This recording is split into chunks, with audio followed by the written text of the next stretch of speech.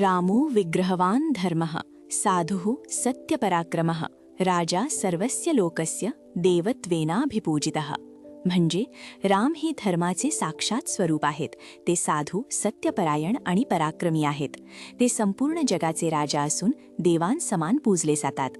जेव्हा सृष्टीचे नियम आणि दैवी संकेत एका अद्भुत बिंदूवर एकत्र येतात, तेव्हा केवळ सण नव्हे तर आपल्या जीवनाचे धर्मचक्रच प्रदक्षिणा घालू लागते.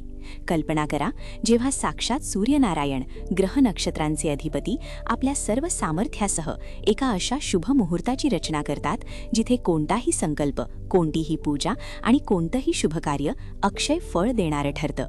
आणि यापेक्षाही विशेष म्हणजे हा योग जुळून येतोय मर्यादा पुरुषोत्तम प्रभू श्री रामांच्या जन्मोत्सवासाठी. तुम्हीही अनुभवू शकता हे दैवी चैतन्य, ही असीम कृपा. आजच्या धावपळीच्या जीवनात आपल्याला अनेकदा आदर्श शोधायला बाहेर जावे लागते. कोण आपला आदर्श असावा? कसा असावा आपला संसार? कसा असावा आपला स्वभाव? अशा अनेक प्रश्नांनी मन घेरलेले असते, बरोबर ना? पण आपल्या भारतभूमीने आपल्याला असा एक आदर्श पुरुष दिला आहे, ज्याचे जीवनच एक महान धर्मग्रंथ आहे. तो म्हणजे मर्यादा पुरुषोत्तम प्रभू श्रीराम. त्यांचे जीवन म्हणजे त्याग, सेवा, पितृवचन पालन, एक पत्नीव्रत आणि परिफितल्याण या मूल्यांचा परमोच्च आदर्श. कसे जगावे याचा वस्तुपाठच त्यांनी घालून दिला आहे. त्यांच्या मार्गावर चालल्यास तुमचे जीवन सहज, सुखी आणि यशस्वी होऊ शकते. आपल्या पुराणांमध्ये, विशेषतः वाल्मिकी रामायण आणि तुळशीदासकृत रामचरितमानसात प्रभू रामचंद्रांच्या जन्माचे अद्भुत वर्णन आढळते. अयोध्या नगरीचे दशरथ महाराज, जे अत्यंत पराक्रमी होते, त्यांना दीर्घकाळ संतान सुख नव्हते. त्यांच्या मनात पुत्रप्राप्तीची तीव्र इच्छा होती. गुरु वसिष्ठांच्या सल्ल्याने त्यांनी शृंगी ऋषींच्या मार्गदर्शनाखाली पुत्रकामेष्ठी यज्ञ केला. या यज्ञातून प्रकट झालेल्या अग्निदेवाने त्यांना पायसाने भरलेली एक सुवर्णपात्र दिले. हे पायस दशरथ महाराजांनी आपल्या तिन्ही पत्नींना, कौसल्या, कैकेयी आणि सुमित्रा यांना वाटून दिले. या यज्ञ सामर्थ्याने आणि ईश्वरी कृपेने चैत्र शुद्ध नवमीच्या शुभ मुहूर्तावर दुपारी 12 वाजता कर्क लग्नावर पुनर्वसू नक्षत्रात कौसल्या मातेच्या गर्भातून भगवान विष्णूंनी मर्यादा पुरुषोत्तम श्री रामाच्या रूपात अवतार घेतला. ही घटना केवळ ऐतिहासिक नाही, तर ती आध्यात्मिक आहे. जेव्हा जेव्हा धर्माला ग्लानी येते, सज्जनांवर अन्याय होतो आणि अधर्म वाढतो, तेव्हा भगवान स्वतः अवतार घेऊन धर्माची पुनर्स्थापना करतात. ही कथा ऐकूनच मन किती शांत होतं ना. आणि विशेष म्हणजे 2026 मधील ही रामनवमी सर्वार्थ सिद्धी योग आणि रवी योगाच्या अद्भुत संयोगासह येत आहे. एवढेच नाही तर गुरुवारचा योग सुद्धा जुळून आलाय. ज्योतिषशास्त्रानुसार जेव्हा हे 3 शक्तिशाली योग एकत्र येतात, तेव्हा केलेले कोणतेही शुभकार्य, पूजा किंवा संकल्प हा अक्षय फळ देणारा ठरतो. जणू साक्षात सूर्यनारायण आणि ज्ञान भाग्यकारक देवगुरु बृहस्पती आपल्या कुलभूषणाचे स्वागत करण्यासाठी सज्ज झाले आहेत. हा योग केवळ तिथीचा खेळ नसून एक ऊर्जावान संधी आहे, जिथे ब्रह्मांडीय ऊर्जा आपल्या आध्यात्मिक प्रयत्नांना कैकपटीने वृद्धिंगत करते. तुमच्यासाठी ही सुवर्ण संधी आहे. ही ऊर्जा तुम्ही कशी वापराल हे ठरवा. तुम्हाला वाटेल, हजारो वर्षांपूर्वी घडलेल्या घटनेचा आज काय उपयोग, किंवा केवळ एका देवाचा जन्मदिन साजरा करून काय मिळते? पण प्रिय भक्तांनो, हे केवळ एका जन्माचा उत्सव नाही, तर हे आपल्या आत्म्यामध्ये सुप्त असलेल्या दैवी गुणांना जागृत करण्याचं एक निमित्त आहे. जेव्हा आपण रामाच्या जन्माचा सोहळा साजरा करतो, तेव्हा आपण त्यांच्या जीवनातील प्रत्येक पैलूचं चिंतन करतो. त्यांचं धैर्य, त्यांची करुणा, त्यांची वचनबद्धता, त्यांची मर्यादा पालन वृत्ती, हे सर्व गुण आपल्या जीवनात उतरवण्याचा प्रयत्न करतो. रामनवमीचा उपवास किंवा व्रत हे केवळ अन्नत्याग नाही, ते आपल्या इंद्रियांना संयमित करून, मनाला शुद्ध करून रामाच्या विचारांशी जोडून घेण्याचा एक प्रयास आहे. दिवसभर रामाचं नामस्मरण करणे, त्यांच्या कथा ऐकणे, यामुळे आपल्या मनातील नकारात्मक विचार दूर होतात आणि सकारात्मक ऊर्जा संचारते.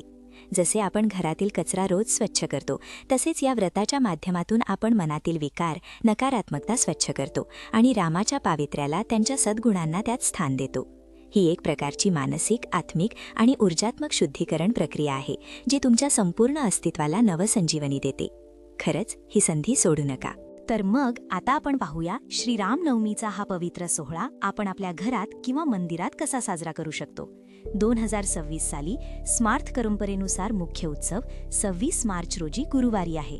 मात्र वैष्णव भक्त 27 मार्च रोजी रामनवमी साजरी करू शकतात. नवमीची तिथी 26 मार्चला सकाळी 11:48 सुरू होते आहे आणि 27 मार्च रोजी सकाळी 10:06 समाप्त होणार आहे. त्यामुळे मध्याह्न मुहूर्त जो राम जन्मोत्सवासाठी सर्वात शुभ मानला जातो तो 26 मार्च 2026 रोजी सकाळी 11:31 पासून ते दुपारी 1:58 पर्यंत तब्बल 2 तास 27 मिनिटांचा कालावधी असेल. याच दरम्यान प्रभू श्री रामचंद्रांच्या जन्माचा क्षण म्हणजेच मध्याह्न मुहूर्त दुपारी 12:44 साजरा करण्यात येणार आहे.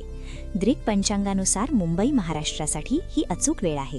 हा शुभ मुहूर्त चुकवू नका. आता पाहूया कसे कराल ही पूर्वतयारी. पहाटे ब्रह्ममुहूर्तात लवकर उठून पवित्र स्नान करा. स्वच्छ पवित्र वस्त्र परिधान करा. मनात रामाचे नाव घ्या. घरात गंगाजळ आणि गोमूत्र शिंपडून शुद्धीकरण करा. दाराला आंब्याची किंवा अशोकाची तोरणं लावावीत, ज्यामुळे सकारात्मक ऊर्जा घरात येते. पूजेच्या स्थळी सुंदर रांगोळी काढून शुद्धीकरण करा. एका लाकडी पाटावर लाल किंवा पिवळे वस्त्र अंथरा. पूर्वाभिमुख होऊन पूजेला बसा. त्यावर श्रीरामाची मूर्ती किंवा सुंदर चित्र स्थापित करा.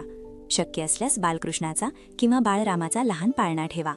हे सर्व वातावरणात पवित्रता आणि उत्साह आणते. पूजेच्या स्थळी पाटाच्या उजव्या बाजूला तांदळाच्या राशीवर एक तांब्याचा कलश स्थापित करा. कलशात पाणी, थोडे तांदूळ, सुपारी, नाणे, दुर्वा, अशोक पल्लव 5 पाने घाला आणि त्यावर नारळ ठेवा. हा कलश म्हणजे समृद्धी आणि शुभतेचे प्रतीक आहे. त्यानंतर शुद्ध तुपाचा दिवा प्रज्वलित करा, जो पूजा संपेपर्यंत तेवत राहील. हा दिवा केवळ प्रकाशच देत नाही, तर सकारात्मक ऊर्जा आणि दैवी उपस्थितीचे द्योतक आहे. या छोट्या कृती पण यांचे महत्त्व खूप मोठे आहे. याने तुमच्या पूजेला एक वेगळी ऊर्जा मिळते. आता येतो मुख्य पूजा विधीचा क्षण. दुपारी 12 वाजता मध्याह्न मुहूर्तात उजव्या हातात पाणी, अक्षता आणि फुले घेऊन मी आज श्रीरामनवमीचे व्रत करत आहे. माझ्या सर्व मनोकामना पूर्ण होवोत. श्रीराम माझ्यावर आणि माझ्या कुटुंबावर कृपा करोत, असा दृढ संकल्प करा. हा संकल्प म्हणजे तुमच्या इच्छेला दिलेली दैवी आज्ञाच असते. त्यानंतर श्रीरामांचे ध्यान करा आणि हे प्रभू श्रीराम, आपण या आसनावर विराजमान होऊन माझी पूजा स्वीकारा, असे आवाहन करा. हे केवळ शब्द नाहीत, तर तुमच्या भक्तीची आणि श्रद्धेची अभिव्यक्ती आहे. कसे करायचे हे जाणून घेतल्यावर तुम्हाला आंतरिक समाधान मिळेल. आता षोडशोपचार पूजा साध्या पद्धतीने कशी करायची ते पाहूया. प्रथम रामाच्या मूर्तीवर किंवा चित्रावर थोडे पाणी शिंपडून पाद्य, अर्घ्य आणि आचमन करा. मूर्तीला पंचामृताने दूध, दही, तूप, मध, साखर अभिषेक घाला. धातूची मूर्ती नसल्यास गंगाजल किंवा शुद्ध पाण्याने स्नान घाला. बाळकृष्णाची मूर्ती असल्यास तिलाही अभिषेक घालू शकता. नवीन वस्त्र किंवा वस्त्र म्हणून कापूस आणि जानवे अर्पण करा. चंदनाचे किंवा अष्टगंधाचे लेपन करा. कुंकू लावून अखंड अक्षता वाहा. लाल किंवा पिवळी फुले आणि तुळशीपत्र अर्पण करा. तुळशीपत्र विष्णू आणि त्यांच्या अवतारांना अत्यंत प्रिय आहे. ते अर्पण केल्याने पूजेचे फळ अनेक पटींनी वाढते, हे लक्षात ठेवा. उदबत्ती धूप लावून दिवा ओवाळा. सुंठवडा, पान्हे, फळे किंवा साधी खीर यांचा नैवेद्य दाखवा. कांदा लसूण विरहित सात्विक आहार घ्या. विड्याचे पान, सुपारी, लवंग, वेलची आणि यथाशक्ती दक्षिणा अर्पण करा. श्रीरामांच्या मंत्रांनी पुष्पांजली अर्पण करा. 3 किंवा 5 प्रदक्षिणा घाला आणि कापूर किंवा तुपाचा दिवा लावून प्रभू श्री रामचंद्रांची आरती म्हणा. ही प्रत्येक कृती तुमच्या भक्तीला बळ देते. आणि हो, दुपारी 12 वाजता जन्माच्या क्षणी रामाचा जन्म झाला असे म्हणत फुलांची उधळण करा. पाळण्यात बाळरामाची मूर्ती ठेवून हळुवारपणे झोके द्या आणि जन्माची गोड गाणी घालू पाळणा श्रीरामाचा, पाळणा बाळाचा म्हणा. हा विधी महाराष्ट्राच्या संस्कृतीचा एक अविभाज्य भाग आहे. याने तुमच्या घरात एक सकारात्मक ऊर्जा, आनंद आणि भक्तीचं वातावरण निर्माण होते. हे केवळ एक विधी नाही, तर साक्षात देवाचा जन्माचा सोहळा तुमच्या घरात साजरा करण्याचा अनुभव आहे. कसे करायचे हे मनापासून करा आणि हा आनंद अनुभवा. पूजा झाल्यावर ओम श्री रामाय नमः, श्रीराम जय राम जय जय राम किंवा ओम राम रामाय नमः या मंत्राचा कमीत कमी 108 वेळा जप करा. हा जप तुमच्या मनाला अद्भुत शांती देईल. शक्य असेल तर रामरक्षा स्तोत्र, सुंदरकांड किंवा वाल्मिकी रामायणातील बालकांडाचे काही अध्याय वाचणे अत्यंत शुभ मानले जाते. किमान 11 वेळा रामरक्षा स्तोत्राचे पठण करणे अत्यंत फलदायी ठरते. यामुळे मन शांत होते, नकारात्मक विचार दूर होतात आणि आयुष्यात यश येते. कसे करायचे तर एका शांत ठिकाणी बसून एकाग्र मनाने हे करा. याची ऊर्जा तुमच्या जीवनात सकारात्मक बदल घडवेल. जर तुम्ही उपवास करत असाल तर संध्याकाळी पूजा करून फलाहार किंवा सात्विक भोजन घेऊन उपवास सोडा. उपवास सोडताना प्रथम नैवेद्य ग्रहण करा. उपवासात साबुदाणा, वरईचा भात, बटाटे, फळे आणि दूध आपण खाऊ शकता. मात्र मीठ असलेले कोणतेही पदार्थ, धान्य, कांदा, लसूण आणि सर्वात महत्त्वाचे म्हणजे क्रोध करणे टाळावे. अन्नापेक्षा आपल्या शब्दांचा गोडवा असणे हेच प्रभू श्री रामचंद्रांना अधिक प्रिय आहे. उपवास म्हणजे केवळ अन्नठाल नाही, तर इंद्रियांवर आणि मनावर संयम ठेवणे. कसे करायचे? तर या दिवशी शब्दांवर नियंत्रण ठेवा, सकारात्मक रहा. हे तुम्हाला आध्यात्मिक शुद्धीच्या मार्गावर घेऊन जाईल. रामनवमीच्या दिवशी केलेली उपासना तुमच्या जीवनात अनेक अद्भुत बदल घडवते. का? तर हे त्याचे लाभ. सर्वार्थ सिद्धी योग आणि रवी योगात केलेला कोणताही संकल्प अक्षय फळ देतो. ओम श्री रामाय नमः या मंत्राचा जप केल्याने सर्व संकटे दूर होतात. तर रामरक्षा स्तोत्राचे पठण रोग, भय आणि शत्रूंचा नाश करते. आयुष्यात यश येते. प्रभू श्री रामचंद्रांना चंदन आणि पिवळी फुले अर्पण करून ओम रामचंद्राय नमः या मंत्राचा 108 वेळा जप केल्याने घरात भरभराट येते आणि धनसमृद्धी वाढते. जन्माच्या मुहूर्तावर प्रभू श्री रामचंद्रांचा पाळणा हलवल्याने संतान प्राप्ती होते. तुळशीपत्रासह प्रभू श्री रामचंद्रांच्या 108 नामांचा नामजप आरोग्यासाठी अत्यंत लाभदायक आहे. हा उपवास केवळ शरीर शुद्धीसाठी नाही, तर मनशुद्धीसाठीही असतो, ज्यामुळे आत्मिक उन्नती आणि कौटुंबिक आनंद मिळतो. या सर्व लाभांमुळे तुमचे जीवन अधिक परिपूर्ण आणि समृद्ध होईल. आजच्या युगात जिथे मूल्यांची घसरण होत आहे, जिथे नातेसंबंधात गुंतागुंत वाढत आहे, तिथे रामनवमी आपल्याला एक स्पष्ट मार्ग दाखवते. का? तर प्रभू रामचंद्रांनी मर्यादा पाळली, म्हणजे त्यांनी आपल्या भूमिकेची जाणीव ठेवून कर्तव्य पार पाडले. एक पुत्र म्हणून, पती म्हणून, बंधू म्हणून आणि राजा म्हणून त्यांनी आदर्श स्थापित केला. त्यांच्या वनवासाचे उदाहरण घ्या. त्यांनी पितृवचन पाळण्यासाठी राज्य त्याग केला. कैकेयी मातेवर राग न धरता त्यांचे वचन मान्य केले.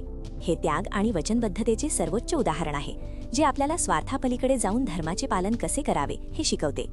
आजच्या तरुणांसाठी रामाचे चारित्र्य हे नेतृत्व, लीडरशिप आणि निष्ठा, इंटॅग्रिटी यांचे उत्तम उदाहरण आहे. आपल्या ध्येयाप्रती एकनिष्ठ राहणे, वचन पाळणे आणि इतरांशी आदराने वागणे हे गुण रामाकडून शिकावे. आजच्या पालकांसाठी रामनवमी म्हणजे आपल्या मुलांना धर्माचे पालन कसे करावे, सत्याचे महत्त्व काय असते हे शिकवण्याची संधी आहे. आपण मुलांना रामाच्या कथा सांगाव्यात, त्यांच्या त्याग आणि शौर्याची ओळख करून द्यावी. आजच्या तरुणांसाठी रामाचे चारित्र्य हे नेतृत्व आणि निष्ठा यांचे उत्तम उदाहरण आहे. आपल्या ध्येयाप्रती एकनिष्ठ राहणे, वचन पाळणे आणि इतरांशी आदराने वागणे हे गुण रामाकडून शिकावे. राम जन्मोत्सव साजरा करणे म्हणजे केवळ सण साजरा करणे नाही, तर रामाच्या गुणांना आपल्या अंतरंगात उतरवण्याचा संकल्प करणे. आपल्या मनात, आपल्या घरात, आपल्या समाजात रामराज्य प्रस्थापित करण्याचा प्रयत्न करणे. कसे करायचे? तर कथांच्या माध्यमातून, संवादातून आणि स्वतः आचरण करून मुलांना आदर्श घालून द्या. या दिवशी आणखी एक पुण्यदायी काम आवर्जून करावं, ते म्हणजे गरजूंना अन्नदान करावं. या सेवेमुळे प्रभू श्री रामचंद्र तुमच्यावर नक्कीच प्रसन्न होतात. पण हेही लक्षात ठेवा, या दिवशी भांडण करणे, खोटं बोलणे आणि क्रोध करणे टाळावे. हे तुमच्या व्रताला बाधा आणू शकते. कसे करायचे? तर मनावर नियंत्रण ठेवून सकारात्मक विचार करून दिवस घालवा.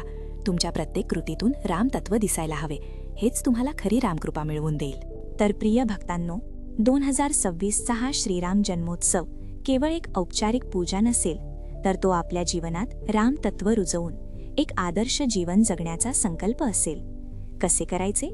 तर या दिवशी तुम्ही स्वतःला वचन द्या की तुम्हीही रामासारखे धैर्यवान, सत्यनिष्ठ आणि करुणाशील व्हाल.